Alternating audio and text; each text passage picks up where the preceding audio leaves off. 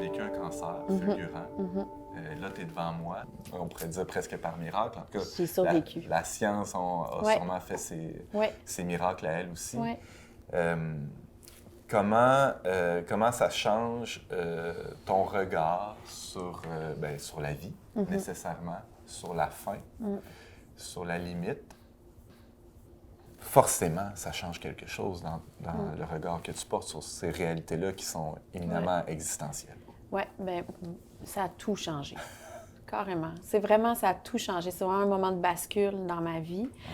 J'étais déjà intellectuellement tournée vers le mystère, mais là, c'est devenu très réel dans ma vie, cette question-là de la finitude. Là. J'avais 39 ans, pas d'antécédent de cancer dans ma famille.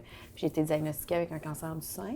J'ai perdu mes cheveux, mes sourcils, mes cils et bien d'autres choses. J'ai perdu parfois mon sentiment d'être un humain parce que le corps est assez objectivé en médecine, même si les gens sont gentils. Là, on est en jaquette, on n'a pas de cheveux, on a un numéro de matricule. C'est vraiment comme qui suis-je, le sujet, il est où? Là? Et oui, ça a posé d'une façon urgente la question du mystère. Puis je pense qu'on a deux choix. On peut devenir nihiliste, vraiment, puis se dire, mon Dieu, on peut... c'est absurde tout ça. Ouais. Quelle absurdité! Ouais. Quelle absurdité! Ou on peut s'engager, je pense, aussi dans une réflexion dans laquelle toutes ces questions-là, à la limite de la métaphysique, entrent dans notre vie. Puis c'est sûr qu'il y a des valeurs qui justement, sont portées par la foi chrétienne, là, par beaucoup de religions aussi, mais tu sais, l'amour, on se rend compte, je pense que c'est Christiane Saint-Jacques qui est décédée justement d'un cancer, puis qui, je crois, était chrétienne, disait ça, là, à la fin, je vous le dis, tout ce qui reste, c'est l'amour, là.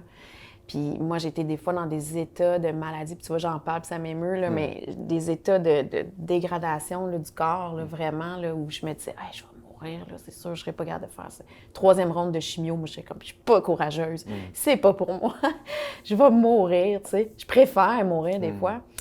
Puis, à un moment donné, tu te lèves, puis là, le plafond a arrêté de tourner, et là, les cellules sont en train de se régénérer. C'est miraculeux.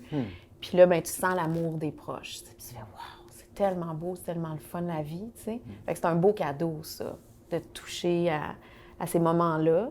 Je pense qu'on y touche dans les moments de la naissance. Quand on a des enfants, c'est comme un peu sacré. On y touche dans les moments, je pense, de maladie, puis on y touche aussi à la mort.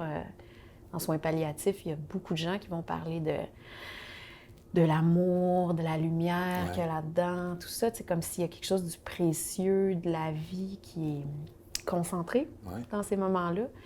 Donc, j'essaie de le garder vivant, ça, cette expérience-là.